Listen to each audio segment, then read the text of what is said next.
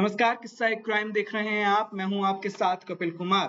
आज जिस केस के बारे में हम आपसे बात करने आए हैं, ये आयुष मलिक का धर्मांतरण केस है। आयुष मलिक शामली के रहने वाले हैं और एक बड़े दवा कारोबारी के बेटे माने जाते हैं। पूरे मामला क्या है? आयुष मलिक देवराज मलिक के पुत्र हैं, जो शामली उत्तर प्रदेश के फार्मास्यूटिकल व्यापारी मेडिकल स्टोर के मालिक हैं। हाल ही में धार्मिक रूप से रूपांतरण और अंतर धार्मिक विवाह केंद्र में रहा, जिसके कारण ये पूरी चर्चा शुरू हुई है। अब मैं आपको जो आयुष मलिक हैं, क्योंकि उनका नाम कहीं कहीं रहमान कर दिया गया है, ऑफिशियली अभी तक उनका नाम किसी डॉक्यूमेंट में रहमान नजर नहीं आया है। वो खुद मीडिया से बात करते हुए कह रहे हैं कि उनका नाम के अभी तक कोई डॉक्यूमेंट नहीं बने हैं। अब आयुष मलिक ने खुद न्यूज 18 से बात करते हुए कहा था कि साल 2008 से अभी तक, ये बात आपने शायद कहीं सुनी होगी कि साल 2008 में उन्होंने सूरे फातिहा याद कर ली थी। सूरे फातिहा क्या है, उसके बाद फिर हम आयुष मलिक की अब जो स्टोरी चल रही है उस पर बात करेंगे। सूरे फातिहा मुसलमानों में अंतिम जीत या अंतिम परिणाम की जीत के बारे में कहा जाता है। आयुष न्यूज 18 से बात करते हुए कहते हैं कि उन्होंने साल 2008 में सूरे फातिहा याद कर ली थी। अब कहानी पर फिर वापस आते हैं। साल 2018 से 2021 की जो कहानी है, 18 से 21 5 साल और 21 से 26 5 प्लस साल, यानी इन 10 सालों में कुछ एक बड़ा अपडेट हम आपको बताते हैं। 18, 19, 20 और 21 लगभग 8 साल ये हो गए। उन दिनों आयुष लगभग 25 से 27 साल के एक लड़के थे। बी फार्मा का रेखा था, मेडिकल स्टोर चलाते थे और तभी उनकी मुलाकात शामली के क्रोएसी प्लस जिम में हुई। शामली के क्रोएसी प्लस जिम में चांदनी से मुलाकात होती है। चांदनी वहां उनकी ट्रेनर थी, फिजियोथेरेपिस्ट थी। यहाँ उन दोनों की पहली मुलाकात होती है और चांदनी के बारे में बताया गया कि वो इस्लाम कुरैशी की बेटी है। कुरैशी प्लस जिम चलता था। विवाह से लगभग 2 साल पहले दोनों साथ रह रहे थे। लगभग 2022 और 23 के आसपास, शिकायत से लगभग 4 साल पहले की बात है, आयुष ने कलमा पढ़ना शुरू किया, इस्लाम धर्म अपनाया और दिल्ली की एक मस्जिद में चांदनी के साथ इस्लामिक रीति रिवाज के साथ निकाह किया। यहाँ रहमान मोहम्मद अली उन्हें नाम दिया गया, जो आप अब सोशल मीडिया पर नाम सुन रहे हैं, रहमान मोहम्मद अली नाम उनका। जब उन्होंने, अब यहाँ पर एक और बात बताई जा रही है और मीडिया में हलकानों में ये बात है कि तब तक और अभी तक भी ये माना जा रहा है कि आयुष मलिक के डॉक्यूमेंट्स उनके असली नाम से नहीं बने हैं। यानी कि जो अब रहमान अली मोहम्मद के नाम से है और जिस समय इन्होंने निगाहनामा पढ़ा था तब भी इनका नाम आयुष मलिक था। इनका पूरी तरीके से जो कागजी रूप से धर्मांतरण था वो नहीं हुआ था। अब परिवार के इस मामले में क्या पूरा टेक है वो मैं आपको बता देता हूँ। परिवार की शिकायत और मीडिया रिपोर्ट, इसमें एक हिंदू धार्मिक संगठन से जुड़े हुए यशवीर जी का नाम भी सामने आएगा। पहले हम सुन लेते हैं परिवार की जो शिकायत थी उसके मामले में वो क्या कहते हैं। परिवार की शिकायत और मीडिया रिपोर्ट्स के अनुसार रोमांटिक रिलेशनशिप के बाद ये पूरी स्टोरी शुरू होती है। चांदनी ने इस धार्मिक परिवर्तन के लिए शर्त रखी कि यदि तुम धर्म परिवर्तन करते हो तब मैं तुमसे विवाह करूंगी। परिवार ने आरोप लगाया कि ये लव ट्रैप था और जबरन था, जिसमें मानसिक दबाव, परिवार के सदस्यों और मौलवियों की भूमिका रही। पूरा मामला जो परिवार और आयुष मलिक के पिता देवराज मलिक ने कहा है वो ये कि उनकी जो संपत्ति लगभग 60 करोड़ का एक पूरा मामला सिनेरियो सामने आ रहा है कि 60 करोड़ की संपत्ति को कब्जाने के लिए ही ये पूरा मामला बना है। आयुष जबरदस्ती से इनकार कर रहे हैं। हम आपको आयुष का भी बयान सुनवाने वाले हैं, जिसमें आयुष ने खुद माना है कि वो अपनी मर्जी से धर्मांतरण में शामिल हुए थे। आयुष के इस पूरे बयान के बीच में आपको फिर बताऊं, इससे पहले ये खबर मीडिया में कैसे आई, मीडिया के पास ये पूरी सूचना कैसे मिली कि आयुष ने ये कन्वर्जन करा है। इस मामले में यशवीर जी, जो कि एक संगठन से जुड़े हुए जो हिंदूवादी संगठन है, पहले मैं आपको आयुष का बयान सुनवा देता हूँ। पर मैंने उनको बताया नहीं था, अब जाके फरवरी में मैंने उनको ऐलान करा था, मेरी ऐसी सी बात है, मैं मालूम है कि मैं करता ही नहीं, शिक्कत नहीं करता तुम्हारी किसी चीज़ में, जो ठीक है मन की लगता मैं अपना आप कहीं फिट कर रहा, मेरा दिल क्या मैं कर रहा। अच्छा, क्या मानते हैं कि जिस तरीके से आपने इतना बड़ा झूठ अपने परिवार को बोला, दूसरा धर्म ग्रहण कर लिया, तो आप अपने आप को झूठा नहीं मानते इस बात को? इसको झूठ की बात नहीं है, थोड़ा सा ये था कि धीरे धीरे करके उनको बता दूंगा, और थोड़ा सा मैंने छुपाई थी अपनी बात, कुछ बहुत सवाल रहे, उन्होंने छुपाया, सारी उम्र छुपाया अपने आप को, माहौल के हिसाब से, लोगों के हिसाब से। अच्छा, ये तो क्या इस्लाम इस बात की इजाजत देता है कि आप झूठ बोले, छुपाए किसी बात? छुपाने की इजाजत है माहौल के हिसाब से। अगर आपको जान माल का डर है, आपको माहौल खराब का डर है, कितना फसाद फैलाने का डर है, कोई लड़ाई झगड़े का डर है तो आप छिपा सको कि आप इस्लाम में हैं, पर इतना है। पर ये नहीं है कि आप झूठ बोल लो इस तरह को। इस्लाम में तो झूठ बिल्कुल भी नहीं है। झूठ बोलने वाला, धोखा देने वाला इस्लाम में बिल्कुल तो नहीं है। क्या आपके पापा ने जैसा मुकदमा दर्ज करा, आपकी दूसरी फैमिली जेल है, तो उनकी पैरवी करेंगे आप? पैरवी कैसी, किस तरीके की? मतलब उन्हें छुड़वाने की, या फिर एक तरीके से उनके हक पास? इंसाफ की बात सर सारी जगह रखी जाएगी।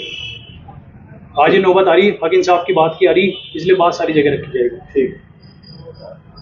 आयुष मलिक ऑन पेपर्स, मोहम्मद अली जिस नाम से मैं जाना जा रहा। आपने आयुष का बयान सुना। आयुष सीधे तौर पर कह रहे हैं कि अल्हम्दुलिल्लाह मैं मुसलमान हो चुका हूं। उनका एक बोलने का तरीका है। अब पुलिस में जब ये शिकायत दर्ज हुई, आयुष के पिता ने जब ये शिकायत दर्ज कराई, तो चांदनी और उसके पिता को गिरफ्तार कर लिया गया। हम वो क्लिप्स भी आपको दिखा देते हैं जिसमें चांदनी की गिरफ्तारी की गई है। ये चांदनी के पिता की वीडियो है जिसमें पुलिस उनके साथ खड़ी हुई आपको नजर आ रही है। पहली तो ये वीडियो देख लीजिए। दूसरा है एक और वीडियो में हम चांदनी को भी देख रहे हैं जिसमें चांदनी की गिरफ्तारी की गई है। ये दूसरा वीडियो हम आपके सामने चला रहे हैं जिसमें चांदनी को गिरफ्तार किया गया था। चांदनी पुलिस की हिरासत में है। तो पुलिस ने इस पूरे मामले को रखा है। पुलिस ने जो ऑडियो स्टेटमेंट दिया है वो आपको सुनवा देते हैं। आपको मालूम है कि काफी चर्चित इस समय जनपद शामली का केस बना हुआ है। इसमें एक यहाँ के बेलाव फैमिली है नगर की, मिस्टर देवराज मलिक की, जो घर से बहुत ही संपन्न है और स्थानीय शामली जनपद के ये दवा व्यवसायी संघ के अध्यक्ष भी हैं। इनके पास तो बहुत बड़े शोरूम है, भारत मेडिकल स्टोर के नाम से और भारत मेडिकोज के नाम से। इनके कुल 4 बच्चे हैं। इनमें 3 बेटियां हैं जो बड़ी है, उनकी शादी हो गई है, और एक बेटा आयुष नाम का है, वो लगभग 30 साल का है। ये दोनों शोरूम में चलाते हैं और इनका बेटा भी एक पे मेडिकोज पर बैठता है। ये और अब इस केस के सबसे अहम किरदार की, जिसके बाद से ये पूरा केस मीडिया की सुर्खियों में, देश के अन्य न्यूज संस्थानों ने इसे कवर किया, कैसे शामली से ये पूरा नेशनल मुद्दा बना है। यशवीर जी का भी हम बयान सुनवाएंगे। अब तक आपने पुलिस का बयान सुना, चांदनी की गिरफ्तारी देखी, चांदनी के पिता की गिरफ्तारी देखी, आयुष मलिक का खुद का बयान सुना, और इस पूरे नजर पर कैसे 2008 से 2018 तक, फिर 22 में जब पूरा निगाहनामा और ये सारी घटनाएं घटित हो रही थी, और अब 2026 में जब मीडिया के सामने यशवीर जी ने इस पूरे मामले को उठाया, उस पूरे मामले की एक बार हम आपको वो वीडियो दिखा देते हैं जिसमें यशवीर जी ने अपना एक स्टेटमेंट दिया था और मीडिया के सामने ये बात रखी थी कि किस तरीके से चांदनी ने धर्म परिवर्तन कराया, एक पूरी तरीके से साजिश पूरी तरीके से उन्होंने कहा था। हम लोग आपको यशवीर जी का वो बयान सुनवा देते हैं जिसमें यशवीर जी ने एक लंबे आरोप चांदनी पर लगाए थे कि चांदनी और उसका परिवार किस तरीके से आयुष मलिक को बहलाता फुसलाता है, धार्मिक, और एक इसमें जो नाम आ रहा है वो पाकिस्तान के इसरार अहमद हैं। इसरार अहमद पाकिस्तान में इस्लामिक रिचुअल्स को सिखाने और धार्मिक बातों को बताने के लिए जाने जाते हैं। इसरार अहमद और फिर पाकिस्तान लिंक, खुद आयुष मलिक कई बार बात करते हुए मीडिया से अन्य देशों का भी मामला सामने ला रहे थे, वो भी हमने आपको सुनवाया है। पहले मैं आपको यशवीर जी का वो बयान सुनवा देता हूं जिसमें वो मीडिया से बात कर रहे हैं और मीडिया के सामने अपना एक पूरा स्टेटमेंट रख रहे हैं।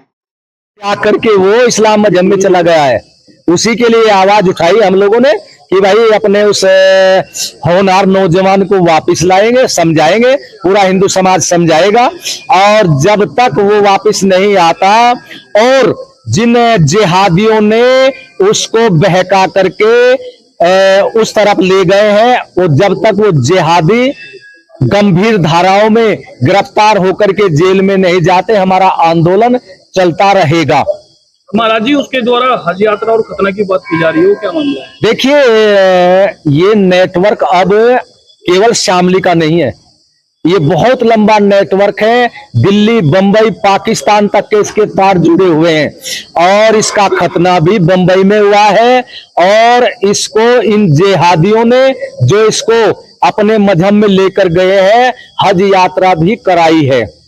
और मेरा ये कहना है, आयुष मलिक से इतना लेना नहीं है। इसके परिवार की जो 60-70 करोड़ रुपए की संपत्ति है उस पर दृष्टि है, और 1.5 करोड़ के लगभग तो संपत्ति उन्होंने ऐंठ ली है, और लव जिहाद के माध्यम से और दूसरे माध्यम से वीडियो बनाई है डरा करके।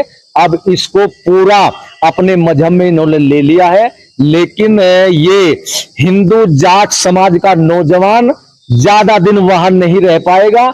ये हिंदू समाज समझा करके उसको वापिस अपने सनातन धर्म में ले आएगा, क्योंकि ये हिंदू जाट परिवार ने जो अपने खून पसीने से ये 60-70 करोड़ रुपए की संपत्ति एकत्रित की है। अब लगभग आपने सभी पक्षों के बयानों को सुना।